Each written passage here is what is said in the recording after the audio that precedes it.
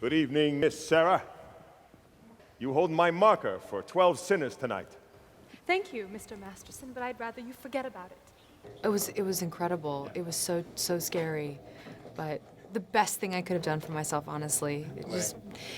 Because it terrified me, and I really had to go out of my comfort zone, and I think I learned a lot about myself that I could, you know, grab my balls and do it, pretty much. That's a pretty crude way of saying it, but. I love being back on stage. It's very fun. And music. I'd like to do some writing. I'm kind of getting excited about some possible screenwriting. So that's one of my New Year's resolutions. I am so honored. But, well, Lem was about to ask me something. Lem, I was thinking. I have a couple ideas.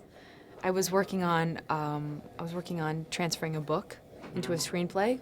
Might test the waters there again. Well, you know, now that this is all over,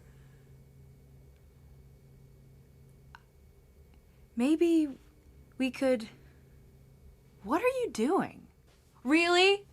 My production company got the rights to this book that I loved, and we were having a tough time finding a writer for it. So I just thought, well, I love this story. I get this. I know what we want. I know what I want to see in a screenplay. So why don't I try? And I wrote the first act, so I've got to finish the two. It's called Die a Little. You like that?